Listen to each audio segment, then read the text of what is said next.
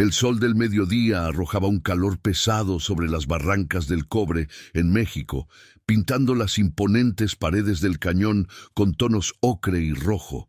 Era un escenario de belleza casi irreal, una obra maestra de la naturaleza que debería inspirar admiración y tranquilidad. Sin embargo, para los pasajeros de el Chepe Express, el tren de lujo que ahora se encontraba detenido y extrañamente silencioso en las vías, el deslumbrante paisaje se había convertido en una prisión dorada. La frustración era palpable, un murmullo creciente que se mezclaba con el zumbido de los insectos y el viento seco que barría la vegetación. La maravilla de la ingeniería moderna, un orgullo de la compañía ferroviaria, estaba inerte, vencida por un misterio que desafiaba la lógica y la tecnología de punta que la componía. Dentro de los vagones climatizados, la comodidad comenzaba a dar paso a la impaciencia. Este sentimiento de impotencia, de estar atrapado mientras los supuestos expertos no tienen respuestas, es algo que todos hemos enfrentado.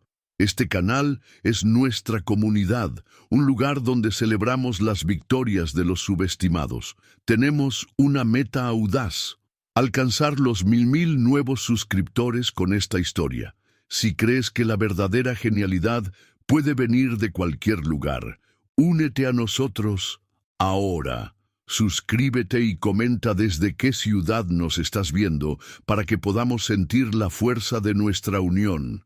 Vamos a mostrar el poder de esta comunidad. Al frente del equipo de crisis se encontraba un grupo de 9 ingenieros alemanes. Hombres de semblante serio y monos impecables que contrastaban con el polvo del desierto mexicano. Se movían con una eficiencia calculada, hablando entre sí en un alemán rápido y técnico, gesticulando hacia esquemas mostrados en tabletas y conectando equipos de diagnóstico al corazón silencioso de la locomotora. Eran la personificación de la excelencia técnica, enviados directamente por el fabricante del tren para reafirmar la infalibilidad de su creación. Su presencia era una promesa de solución, una demostración de fuerza y conocimiento que, sin embargo, comenzaba a disolverse con cada intento frustrado, con cada diagnóstico que regresaba sin un error claro, dejando solo un silencio aún más profundo y desconcertante. En uno de los asientos, un poco alejada del descontento general, estaba la familia de Sofía. Sus padres, Elena y Javier, intercambiaban miradas preocupadas, no por la inconveniencia del viaje interrumpido, sino por la forma en que su hija estaba reaccionando a la situación. La conocían mejor que nadie. Sabían que el silencio repentino y equivocado del tren era para ella una agresión sensorial. Javier acariciaba suavemente la espalda de su hija mientras Elena le ofrecía su jugo favorito, tratando de anclarla en un mundo que, para Sofía, había perdido su melodía familiar. Ellos eran su puerto seguro, los intérpretes de sus necesidades silenciosas, y en ese momento se sentían tan impotentes como los ingenieros que intentaban descifrar la máquina afuera, pues el motor que necesitaban calmar era la propia percepción de su hija. Sofía, una niña de 12 años con ojos profundos y observadores, sostenía su cuaderno de bocetos con fuerza contra el pecho. Rara vez miraba directamente a las personas, prefiriendo absorber el mundo a través de otros sentidos, principalmente su oído. Para Sofía, el mundo no era solo una colección de imágenes y sonidos, sino un complejo tapiz de vibraciones y frecuencias. Las máquinas, en especial, eran sus sinfonías. Un motor funcionando perfectamente era una melodía armoniosa y reconfortante, con cada pieza contribuyendo con su nota única al todo. Pero aquel silencio del tren no era paz. Era una disonancia dolorosa, una nota fundamental que había sido arrancada de la música, dejando un vacío que hería sus oídos y agitaba su alma de una forma que nadie más parecía entender. Ella no buscaba la aprobación o la comprensión de los demás. Todo lo que Quería era la oportunidad de mostrar lo que sentía, de traducir la sinfonía rota que solo ella podía oír. Su lucha interna, silenciosa y profunda, era un universo aparte. ¿Desde qué ciudad o país estás presenciando este viaje de una mente tan singular? La historia de Sofía nos recuerda que en cada rincón del mundo existen talentos extraordinarios, esperando solo una oportunidad de ser vistos, de que su voz, por más diferente que sea finalmente escuchada. Si te conectas con esta búsqueda de aceptación y crees en el poder de perspectivas únicas, suscríbete al canal para no perderte el desenlace de esta historia. El malestar de Sofía era casi físico. Mientras los otros pasajeros se quejaban del calor y del aburrimiento, ella se encogía en su asiento con las manos cubriendo sus oídos, como si intentara protegerse de un ruido ensordecedor que solo existía en su percepción. No era la ausencia de sonido lo que la perturbaba, sino la calidad de esa ausencia. Era un silencio enfermizo, un vacío dejado por una vibración que debería estar allí, pulsando bajo sus pies, el corazón rítmico del gigante de metal. Sus padres veían las señales de sobrecarga sensorial acumulándose, la respiración corta, el balanceo sutil del cuerpo, la mirada perdida en el vacío. Sabían que necesitaban hacer algo, pero ¿cómo explicarle a un equipo de expertos que el problema del tren era una música desafinada? Elena se arrodilló al lado de su hija, hablando en un tono bajo y suave. «¿Qué pasa, mi amor? ¿Qué estás sintiendo?», preguntó ella, aunque ya sabía la respuesta. Sofía no respondió con palabras. En su lugar, abrió su cuaderno y con trazos rápidos y precisos comenzó a dibujar no la imagen del tren, sino un patrón de ondas sonoras. Eran líneas irregulares, rotas, con un pico anómalo que se repetía en intervalos extraños. Para cualquier otra persona serían solo garabatos. Para Elena y Javier era la traducción visual de un dolor, la forma de Sofía de decir: «La orquesta está tocando mal y eso me está lastimando». Ellos eran el puente entre el mundo interior de Sofía y la realidad exterior, un puente que sería puesto a prueba hasta el límite. Afuera, la frustración de Klaus, el ingeniero jefe alemán, alcanzaba su punto de ebullición. Un hombre de 50 y tantos años, con una reputación construida sobre la resolución de problemas imposibles, no estaba acostumbrado al fracaso. Cada minuto que pasaba con el tren detenido era una mancha en su currículum impecable. Él y su equipo habían agotado todos los protocolos. Los diagnósticos computarizados no mostraban fallas. Los sistemas eléctricos respondían a las pruebas como debían. La lógica, la ciencia y la experiencia que los trajeron hasta allí parecían inútiles ante la terquedad silenciosa de aquella máquina. La humillación de estar siendo derrotado frente a los turistas y al equipo local corroía su paciencia y alimentaba su arrogancia. En un contraste flagrante, a pocos metros de la locomotora abierta, Sofía estaba completamente inmóvil. Cerró los ojos, aislándose del mundo visual para sumergirse de lleno en el universo auditivo. Los murmullos de los pasajeros, el alemán ríspido de Klaus, el viento, todo eso se convirtió en un ruido de fondo. Ella estaba cazando una anomalía, un sonido fuera de lugar, y entonces lo oyó. Era casi imperceptible, un sonido minúsculo y metálico, un clic arrastrado que ocurría fuera de sincronía con las pruebas eléctricas que el equipo realizaba. Para los oídos entrenados de los ingenieros, equipados con auriculares y sensores, era un ruido blanco insignificante. Para Sofía era la nota disonante que arruinaba toda la sinfonía. Ese sonido fantasma, ese error en la partitura de la máquina, era la clave. Sofía sintió una urgencia que superó su ansiedad social. Necesitaba mostrárselos. El dolor causado por la disonancia era menor que la necesidad de arreglarla, de restaurar la armonía que tanto amaba. Sabía, con una certeza que venía del fondo de su Alma, que el problema no estaba en los complejos sistemas electrónicos que los ingenieros examinaban con tanta intensidad. No era un error de software o un gran componente quemado. Era algo pequeño, físico y mecánico. Algo que las computadoras no podían ver, pero que los oídos de una niña autista con una percepción sinestésica podían oír con una claridad cristalina. Con una determinación recién descubierta, abrió su cuaderno en una página en blanco. Su mano, generalmente usada para dibujar patrones y sentimientos, ahora se movía con la precisión de un dibujante técnico. No dibujó el motor entero, pues eso no importaba. Dibujó un componente específico, un pequeño relé de secuencia escondido en las entrañas del panel de control. Su lápiz trazó cada conexión, cada pin, cada resorte, con una memoria fotográfica asombrosa.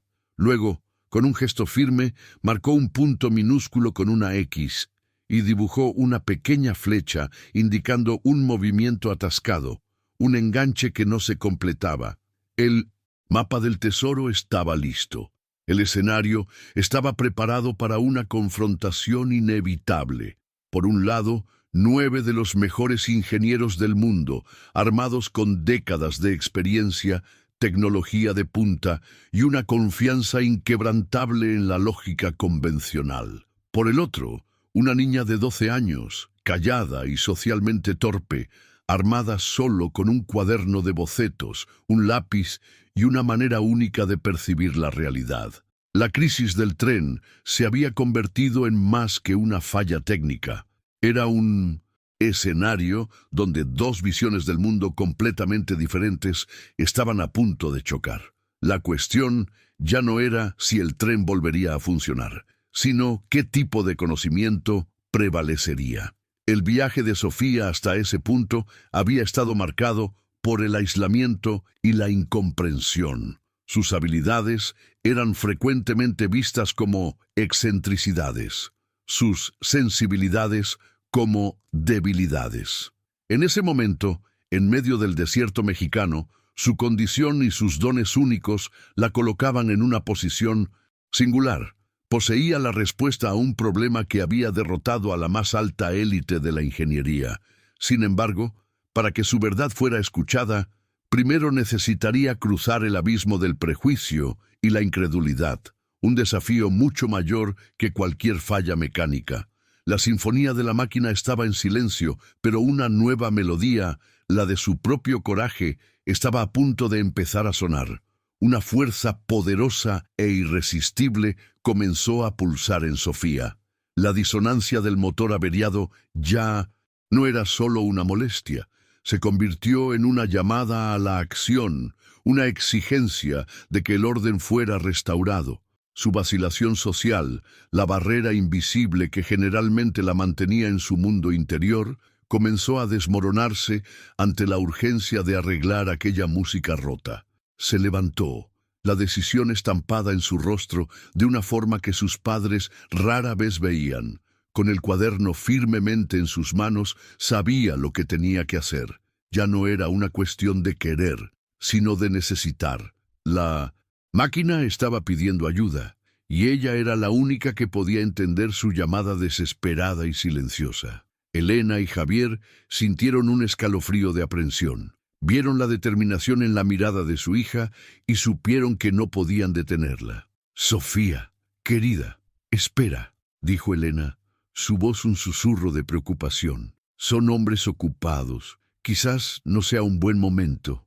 Javier le puso la mano en el hombro, un gesto de protección instintivo. Temían la dureza del mundo exterior, la forma en que la impaciencia y el prejuicio podrían herir a su hija, cuya sensibilidad era tanto un don como una vulnerabilidad. Verla caminar hacia el epicentro de la frustración era como ver a un pajarito volar hacia una tormenta, y sus corazones se encogieron con una mezcla de orgullo y miedo. Indiferente a las miradas curiosas de los otros pasajeros, Sofía caminó con un propósito firme hacia la locomotora. El calor que emanaba del metal, el olor fuerte a aceite y polvo, las figuras imponentes de los ingenieros que se erigían sobre el motor abierto. Nada de eso la detuvo. En su mente solo seguía el hilo de aquel sonido equivocado, la nota disonante que la guiaba hacia el origen del problema. Se acercó al grupo, una figura pequeña y silenciosa en medio del caos controlado de la ingeniería de crisis. Levantó el cuaderno, abriéndolo en la página con el diagrama preciso, ofreciendo su solución al hombre que parecía estar al mando, el más alto y más impaciente de todos. Klaus apenas notó la aproximación de la niña. Su atención estaba dividida entre la pantalla de una laptop que mostraba datos inútiles y una acalorada discusión con uno de sus subordinados. Sintió una presencia a su lado y miró hacia abajo, su expresión de concentración transformándose en pura irritación. Vio solo a una niña local, sosteniendo un cuaderno de garabatos, y su mente la catalogó instantáneamente como una distracción. No dedicó ni un solo segundo a mirar realmente lo que estaba en el papel. Para él, la genialidad tenía una apariencia específica. Venía de universidades alemanas, usaba uniformes técnicos y hablaba el lenguaje de los datos. Aquella niña no encajaba en ninguno de esos criterios. Con un gesto brusco y despectivo, la espantó. «Los niños no deben jugar aquí», dijo en un inglés ríspido y cargado de acento, sin siquiera bajar el tono de su voz. La frase fue dicha no para proteger, sino para descartar. Fue un acto de puro desprecio, el de un hombre demasiado importante para ser molestado por trivialidades. Se giró de inmediato, volviendo su atención al problema real, completamente ajeno al hecho de que acababa de despachar la única solución que importaba. Para Klaus, Sofía no era una persona, era un obstáculo, un mosquito zumbando en medio de una cirugía compleja, y la espantó con la misma falta de consideración. Javier, viendo la humillación en los ojos de su hija, sintió una ola de furia protectora. Corrió hacia ellos, interponiéndose entre Sofía y el ingeniero. «Señor, por favor», dijo, alternando entre un español rápido y un inglés vacilante. «No está jugando. Ella entiende de máquinas. Tiene un don. Solo mire su dibujo. 1 minuto. Es todo lo que pido». La voz de Javier era un ruego desesperado de un padre que creía incondicionalmente en el potencial de su hija, tratando de abrir una grieta en el muro de arrogancia y prejuicio que se erigía ante ellos. Sostenía el brazo de Sofía, sintiendo el leve temblor que recorría su cuerpo. Klaus le lanzó a Pisusatén Javier una mirada que era una mezcla de lástima y desprecio. Era la mirada de un experto confrontado por la superstición ignorante de un laico. No respondió verbalmente, solo negó con la cabeza, un gesto lento y definitivo, y les dio la espalda, un acto que fue más insultante que cualquier palabra. El mensaje era claro, la conversación estaba terminada. Él y su equipo de profesionales de élite no tenían tiempo que perder con las fantasías de una niña y su padre sobreprotector. El problema era complejo y científico, y la solución no vendría de un cuaderno de dibujos, sino de la razón y la tecnología. Derrotados, Javier y Sofía se alejaron. Él la abrazó con fuerza, susurrando palabras de consuelo en su oído, diciéndole que no importaba, que era brillante de todos modos. Pero Sofía no sentía tristeza por el rechazo personal. Lo que la consumía era una frustración abrumadora. No estaban escuchando, no a ella, sino a la máquina. El motor seguía gritando su dolor silencioso, y los médicos, que debían curarlo, eran sordos. Sentía el sufrimiento del tren como si fuera suyo, un engranaje atascado, una energía que quería fluir pero no podía, una sinfonía atrapada en una única nota rota y agonizante. El desdén de Klaus era solo un ruido de fondo. El verdadero dolor era la armonía por restaurar. De vuelta en su asiento, Sofía no se permitió rendirse. El rechazo, en lugar de desanimarla, solo solidificó su convicción. Estaban equivocados, y ella lo sabía con cada fibra de su ser. Su percepción sensorial nunca la había engañado. Cerró los ojos de nuevo, ignorando el intento de sus padres de distraerla, y se centró una vez más en el sonido. El clic irregular todavía estaba allí, un pulso débil y enfermizo bajo el silencio forzado. La imagen del relé en su cuaderno era más que un dibujo, era la verdad. Ahora solo necesitaba encontrar a alguien que estuviera dispuesto a ver, alguien cuyos oídos no estuvieran taponados por el orgullo y la arrogancia. Su mirada barrió la escena exterior, pasando por los ingenieros alemanes que ahora parecían moverse con menos certeza, sus discusiones volviéndose más circulares y frustradas. Los descartó. Eran una causa perdida. Sus ojos continuaron la búsqueda, buscando un rostro que no estuviera marcado por la misma certeza ciega. Y entonces lo vio. Un poco apartado del grupo principal, apoyado en la pared de la estación, estaba un joven mecánico. Llevaba el uniforme de la compañía ferroviaria local y observaba la escena con una intensidad tranquila, las manos sucias de grasa metidas en los bolsillos. Se llamaba Mateo. Había sido relegado a un papel de mero observador desde que llegaron los expertos. Su tarea era buscar herramientas y mantenerse fuera del camino. Pero en su rostro, Sofía no veía su misión. Veía una profunda frustración profesional. No miraba el motor como un conjunto de circuitos impenetrables, sino como un organismo vivo que conocía íntimamente. Su postura emanaba un conocimiento práctico, una sabiduría nacida de la experiencia y del contacto diario que estaba siendo completamente ignorada por el equipo extranjero. Parecía estar sufriendo junto con la máquina, sintiendo la misma impotencia que ella. Sofía lo observó durante varios minutos. Vio cómo se inclinaba instintivamente hacia adelante cuando uno de los ingenieros intentaba un nuevo procedimiento, cómo sus labios se movían silenciosamente, anticipando el resultado. No confiaba en las computadoras, confiaba en sus sentidos, igual que ella. Había una afinidad allí, una comprensión compartida del lenguaje de las máquinas que trascendía manuales y diagramas electrónicos. Mateo no veía el tren como una abstracción tecnológica, lo conocía, sentía su ritmo. En ese momento, Sofía supo que había encontrado a su aliado, la única persona que podría servir de puente entre su mundo silencioso y el ruidoso escepticismo de los demás. Tomando una respiración profunda, se levantó una vez más. Sus padres la miraron, sorprendidos, pero esta vez había una esperanza cautelosa en sus ojos. Vieron hacia dónde estaba mirando y de alguna manera entendieron la lógica detrás de su elección. Ir hacia Klaus era ir contra un muro. Ir hacia Mateo era buscar una puerta. Comenzó a caminar hacia él, cada paso una batalla contra su propia naturaleza, pero impulsada por una certeza que era más fuerte que el miedo. No solo estaba tratando de arreglar un tren, estaba luchando por su propia voz, por su derecho a ser escuchada. Cada palabra de duda que escuchaba, cada mirada de desdén que recibía, solo la fortalecía. Sabía que el verdadero desafío no era convencer a los demás, sino demostrarse a sí misma que su percepción única era una fuerza a ser reconocida.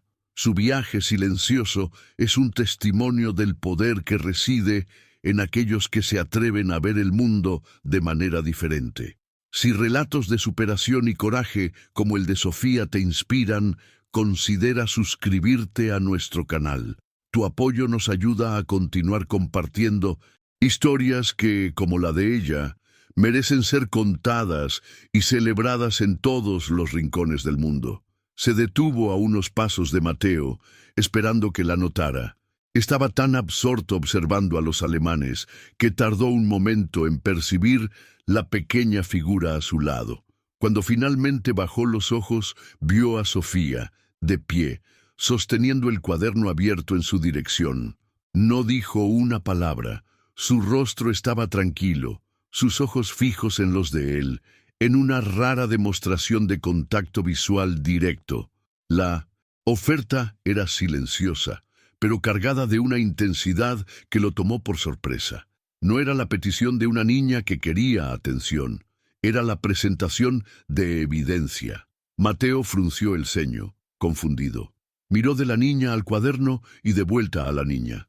Su primera reacción fue pensar que era un dibujo cualquiera, pero entonces realmente miró.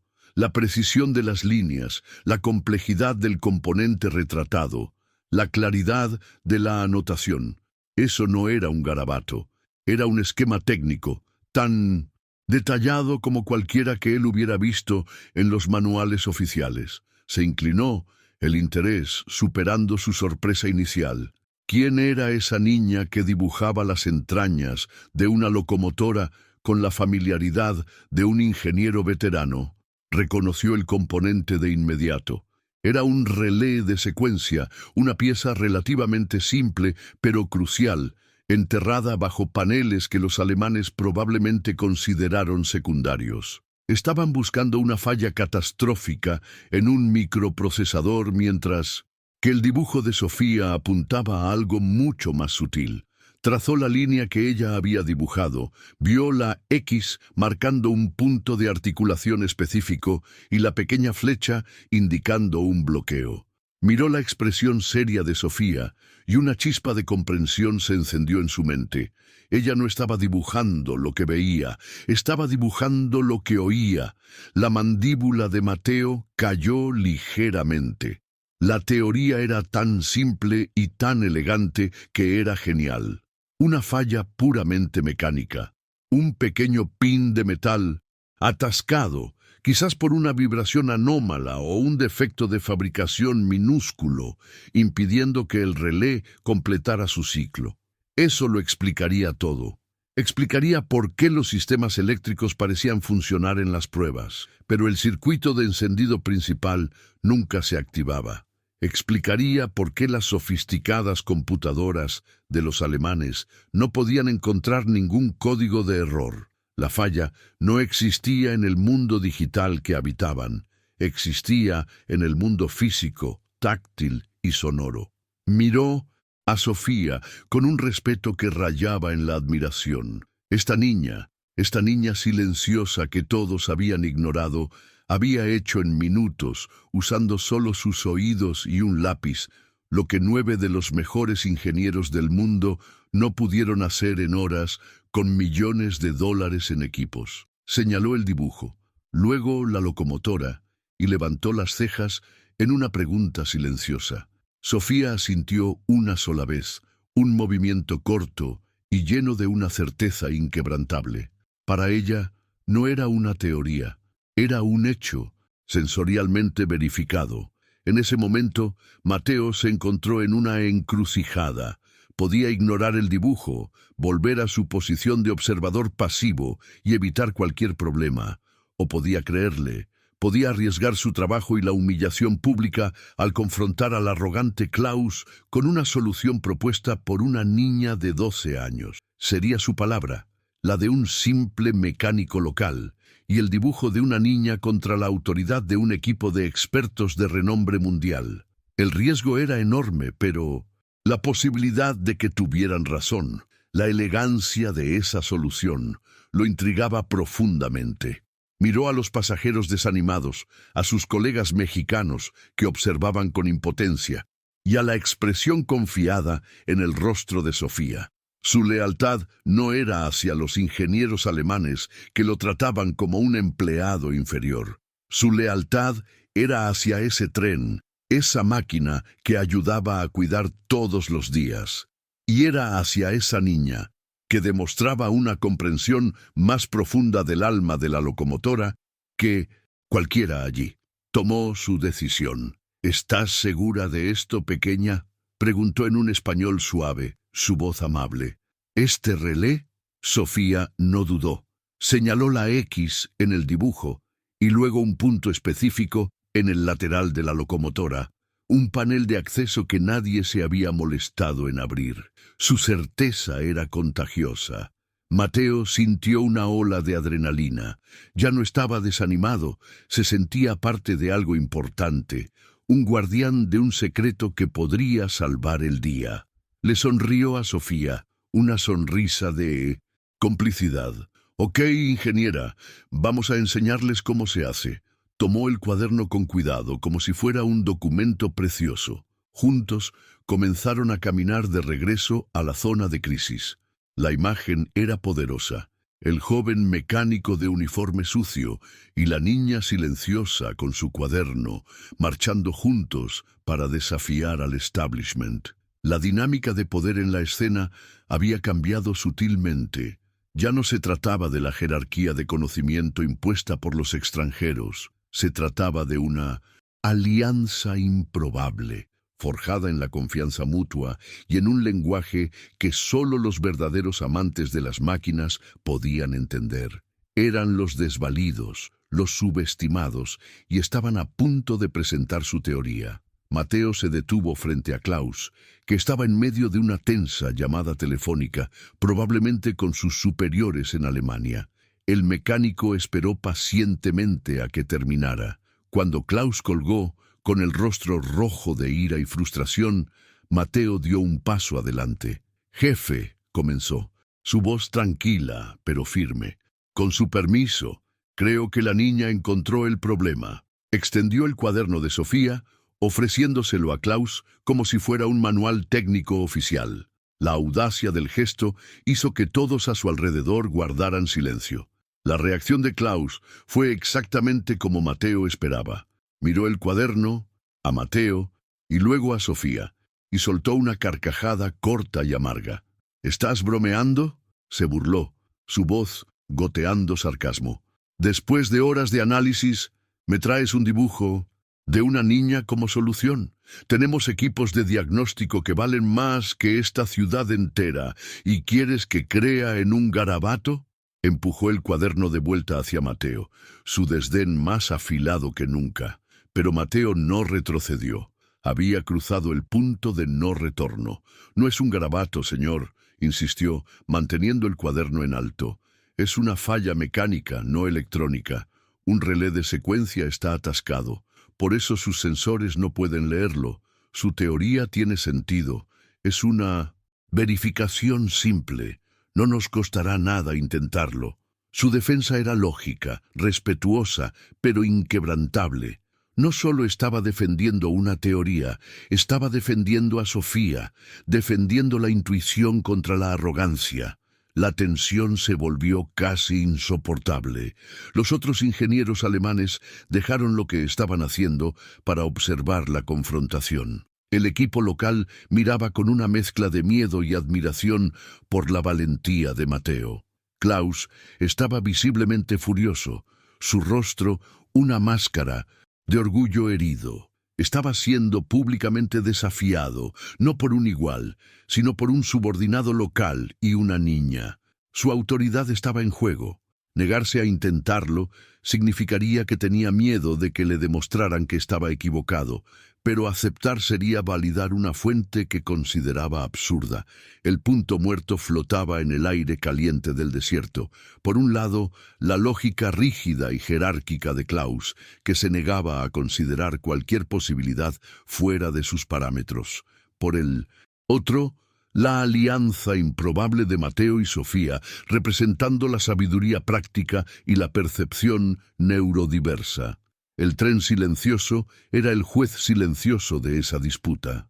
La solución estaba allí, a pocos metros de distancia, atrapada no solo dentro de un panel de metal, sino también detrás del muro de la arrogancia de un hombre. El próximo movimiento lo definiría todo. El teléfono de Klaus sonó de nuevo. El sonido estridente cortando el aire pesado. Era la gerencia de la compañía ferroviaria. La voz al otro lado de la línea era una mezcla de pánico y exigencia. Klaus escuchaba, su rostro palideciendo a cada segundo. Las palabras «inaceptable», «responsabilidad» y «reputación internacional» resonaban de forma audible. Presionado, acorralado y sin ninguna solución que ofrecer, sentía el peso de su propio fracaso aplastándolo. La conversación terminó abruptamente, dejándolo en un silencio aún más opresivo. La autoridad que había exhibido antes se había desintegrado, revelando a un hombre, al límite de sus capacidades, públicamente derrotado por una máquina que se negaba a obedecer su lógica.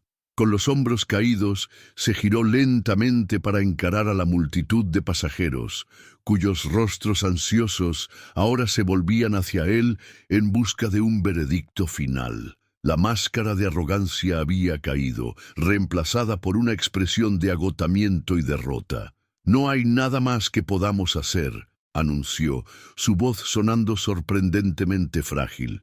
«Los sistemas no responden. Tendremos que solicitar un remolque para llevar la locomotora. Esto tardará más de un día en llegar hasta aquí». La declaración cayó como una piedra, rompiendo la última chispa de esperanza que quedaba y sellando el destino de todos allí. Una ola de desesperación barrió a los pasajeros. Gemidos de frustración, gritos de ira y el llanto de niños pequeños llenaron el aire. La esperanza paciente que los había sostenido durante horas finalmente se rompió, dando paso a una sensación de caos y abandono. El calor, antes solo una molestia, se volvió insoportable. La belleza del cañón ahora parecía burlarse de ellos. Un paisaje magnífico indiferente a su sufrimiento. Estaban oficialmente varados, víctimas de una falla tecnológica que ni siquiera la tan aclamada ingeniería alemana podía superar. La situación había pasado de ser un inconveniente a una pesadilla logística y emocional. Fue en ese exacto momento de desolación que la voz de Mateo se alzó, clara y firme. «¡Espere!», gritó. El sonido cortó el tumulto y gradualmente todos los ojos se volvieron hacia él. El joven mecánico local, que hasta entonces había sido una figura secundaria, ahora estaba en el centro del escenario. Dio un paso adelante, sosteniendo el cuaderno de Sofía en el aire, como si fuera una bandera de resistencia. Sus ojos no estaban en Klaus, sino en la multitud. Sabía que su única oportunidad era apelar directamente a la lógica desesperada del momento, al deseo colectivo de cualquier solución. 5 minutos, dijo. Mateo, su voz resonando con una nueva autoridad. Es todo lo que pedimos. La teoría de esta niña apunta a un problema mecánico simple, algo que las computadoras nunca encontrarían. Es un panel, un tornillo y un toque. ¿Qué tenemos que perder ahora? ¿Otro día de espera o 5 minutos de intento? Denle una oportunidad. Su lógica era irrefutable. Un bote salvavidas ofrecido a un grupo de náufragos. Transformó la teoría de Sofía de una fantasía infantil en una propuesta práctica y racional, la única que quedaba sobre la mesa. Klaus miró a Mateo, el rostro contorsionado en una máscara de furia. La insubordinación era flagrante, una afrenta directa a su autoridad frente a todos. Por un instante, pareció a punto de explotar, de despedir al mecánico allí mismo. Pero entonces su mirada barrió los rostros de los pasajeros. Ya no vio turistas, vio un jurado, vio a sus propios jefes, imaginó los informes que tendría que escribir, la esperanza en los ojos de esa gente, reavivada por la propuesta de Mateo, era una trampa. Negarse ahora no lo haría parecer fuerte, sino terco, mezquino y con miedo de ser humillado por una alternativa improbable. La batalla interna en su rostro era visible. Su orgullo, su carrera y su reputación estaban en guerra con la realidad de su situación. Ceder sería admitir que él y su equipo de 9 expertos podrían estar equivocados y que un mecánico local y una niña autista podrían tener razón. Sería una humillación monumental. Sin embargo, la presión de la gerencia, la hostilidad creciente de los pasajeros y la completa ausencia de otras opciones lo acorralaron. Ya no tenía más movimientos lógicos que hacer. Solo quedaba lo ilógico, lo improbable, lo desesperado. Finalmente, cedió. Con un gruñido que apenas disimulaba su ira, apuntó un dedo tembloroso hacia Mateo. 5 minutos. Escupió la palabra como un veneno. Tienes exactamente 5 minutos. Si esto no funciona, quiero que tú y esa niña desaparezcan de mi vista. Estarás despedido y nunca más quiero verlos cerca de mi locomotora. ¿Entendido? El ultimátum flotó en el aire. Un desafío lanzado no solo a Mateo, sino a la propia Sofía. Las apuestas habían sido elevadas al máximo. Un silencio tenso descendió sobre la estación. Mateo simplemente asintió, aceptando los términos sin dudarlo. Se giró hacia Sofía y, en medio de toda esa presión, le dedicó una sonrisa tranquilizadora.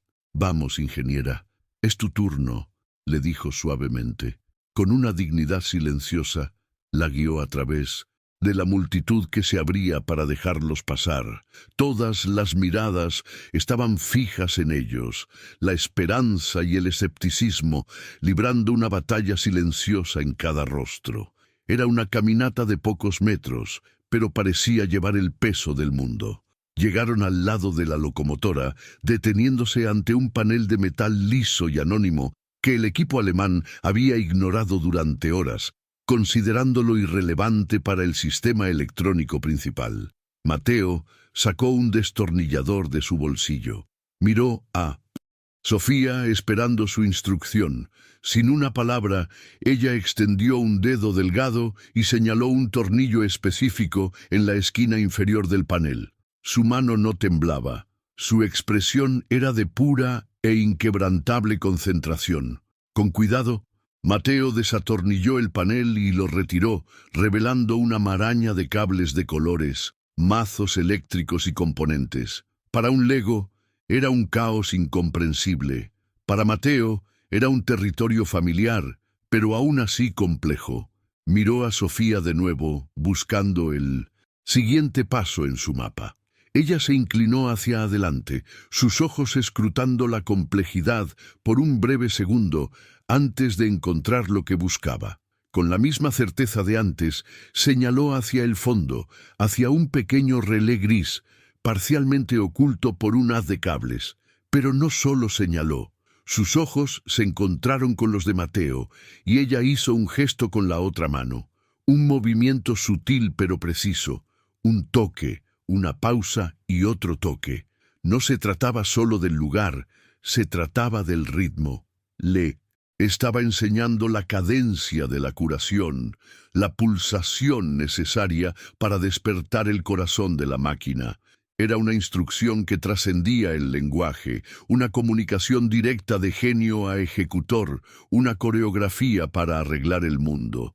En ese instante, ella dio el paso final, no para complacer a la multitud o para desafiar a Klaus, sino para demostrarse a sí misma que la sinfonía rota que solo ella podía oír podía ser arreglada bajo sus propias reglas. Aquel gesto fue la afirmación de su verdad, un acto de coraje que transformó su percepción única en una acción decisiva. Si la fuerza de una persona para cambiar el mundo a su alrededor te emociona, únete a nuestra comunidad. Suscríbete para seguir más historias donde el coraje silencioso habla más fuerte que cualquier ruido. Mateo observó el gesto y comprendió de inmediato. La solución no era fuerza bruta, sino un toque preciso y rítmico. Era una cuestión de resonancia, no de reparación. Asintió a Sofía, una señal de que había entendido la lección. Con mano firme, introdujo el mango largo del destornillador en la maraña de cables, navegando con el cuidado de un cirujano. El sudor brotó en su frente mientras guiaba la punta de metal hasta el pequeño relé gris, exactamente en el punto que ella había indicado, el punto marcado con una X en su dibujo. Respiró hondo y el mundo pareció detenerse. Todo el ruido, todas las voces, toda la tensión se concentraron en la punta de aquel destornillador. Siguiendo el ritmo que Sofía le había enseñado, le dio un toque ligero a la pieza. Y entonces, en el silencio absoluto de la estación, un sonido resonó, sorprendentemente fuerte y claro, un clic sólido y metálico. No fue el sonido de algo rompiéndose, sino el sonido de algo encajando perfectamente en su lugar, como la última pieza de un rompecabezas siendo colocada, completando el circuito. Una onda de choque recorrió a la multitud. Todos lo oyeron. Era un sonido definitivo, un sonido de cambio. Klaus miró fijamente el panel abierto, su rostro un lienzo en blanco de puro shock e incredulidad. El sonido era innegablemente mecánico, real, y venía exactamente de donde la niña había señalado. Por un largo y tenso segundo, nadie se movió. Entonces Klaus, como si despertara de un trance, se giró hacia su asistente que estaba en los controles, y con una voz ronca y casi inaudible, dio la orden renuente. «Enciéndelo». La mano del asistente tembló al moverse hacia el panel de ignición. Apretó el botón. Por un latido que pareció una eternidad, no pasó nada. El silencio persistió, amenazando con validar el escepticismo de Klaus. Pero entonces un zumbido bajo comenzó a vibrar, un sonido que nadie oía desde hacía horas. El zumbido rápidamente se transformó en un ronquido profundo. La locomotora entera tembló, tosió una nube de humo negro y con un rugido ensordecedor que resonó por el cañón, el motor volvió a la vida. La sinfonía estaba completa, poderosa, perfecta y para Sofía absolutamente armoniosa. El rugido poderoso del motor fue casi instantáneamente engullido por un sonido aún más abrumador, la explosión de aplausos y gritos de alegría de los pasajeros. La frustración y la desesperación que habían pesado sobre ellos durante horas se transformaron en una celebración eufórica. La gente se abrazaba, extraños se daban palmaditas en la espalda y todos los ojos se volvieron hacia la pequeña figura al lado de la locomotora. El sonido de la aclamación resonó por el cañón, una ovación no solo para la máquina resucitada, sino para la improbable salvadora que había obrado el milagro. La tensión se rompió de forma tan completa que el aire parecía más ligero, más respirable, lleno de una gratitud colectiva. Mientras la celebración estallaba, los 9 ingenieros alemanes permanecían congelados como estatuas de incredulidad. El shock en sus rostros era profundo.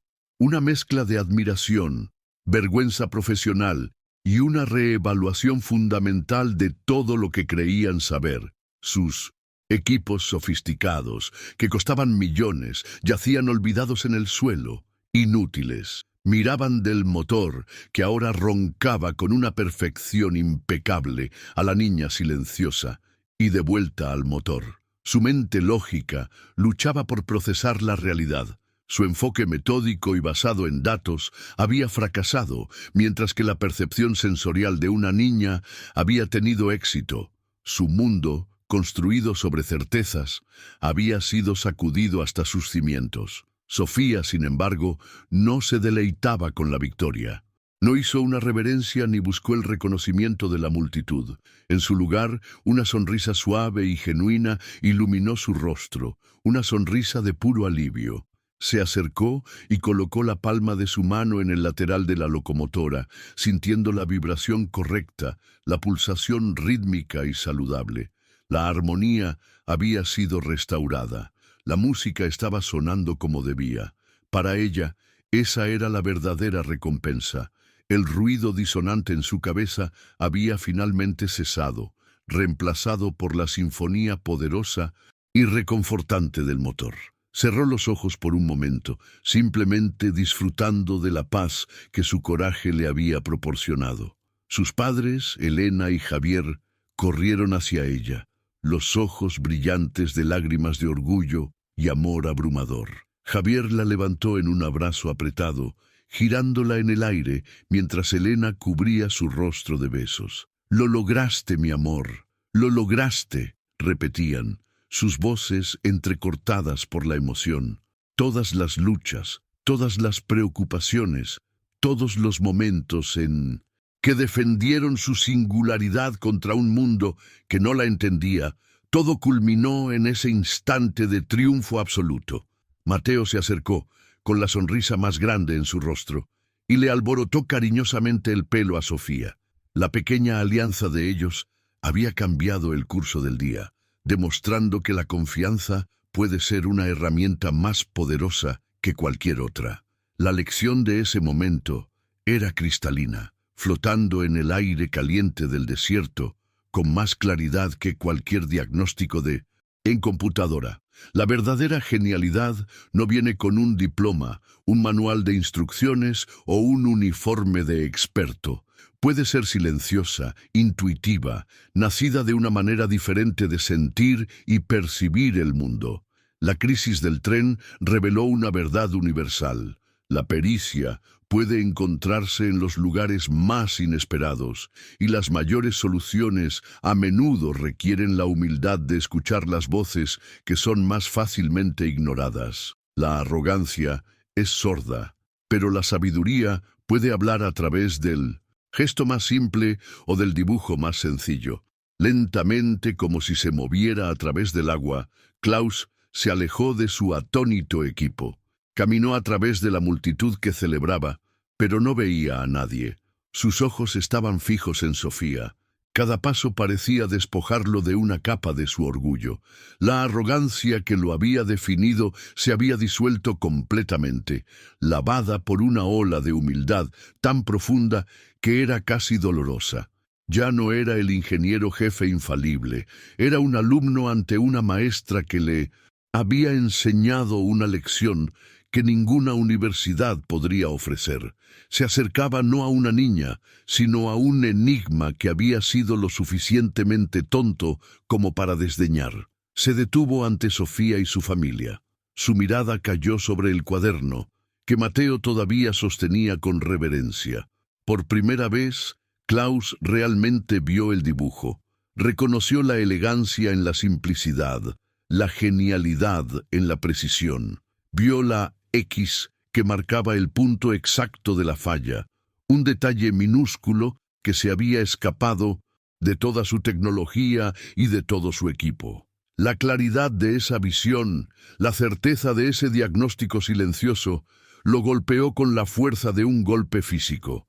Finalmente entendió que estaba en presencia de un tipo de brillantez que nunca antes había encontrado. Sus ojos se llenaron de lágrimas y una batalla visible ocurrió dentro de él antes de que pudiera hablar. Inclinándose, no por cortesía, sino por un instinto de reverencia, buscó la mirada de Sofía. En un español vacilante, quebrado, su voz, ronca de emoción, susurró las palabras que sellarían su transformación. «Perdón», dijo, la palabra cargada con el peso de su arrepentimiento. «Perdón y gracias, ingeniera».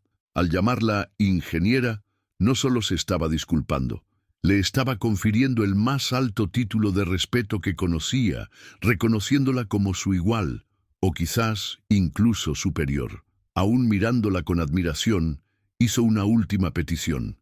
«Con su permiso», comenzó, señalando el cuaderno. «¿Puedo tomar una foto de este dibujo?», se apresuró a explicar, su voz todavía entrecortada. «No como prueba para mis jefes, sino como una lección para mí. Una lección sobre la humildad, sobre escuchar. Una lección que juro que nunca, jamás olvidaré». No quería documentar la solución del problema. Quería inmortalizar el momento en que aprendió que las respuestas más importantes no siempre vienen de las fuentes más obvias. Mateo le entregó el cuaderno y Klaus lo fotografió con el cuidado de quien registra una obra de arte. La bocina del tren sonó, un toque largo y triunfante que señalaba la partida. Lo que Sofía realmente conquistó aquel día no fue la aceptación de los otros, sino la certeza de que su propia fuerza, su percepción única, era el mayor premio de todos. No cambió para encajar en el mundo. Forzó al mundo a su alrededor a detenerse y escuchar una nueva música. Su viaje nos enseña que las mentes más brillantes a menudo operan en frecuencias que no estamos acostumbrados a sintonizar. Si esta historia ha resonado en ti, suscríbete a nuestro canal y ayúdanos a compartir más relatos que celebran el poder de la neurodiversidad y del coraje silencioso.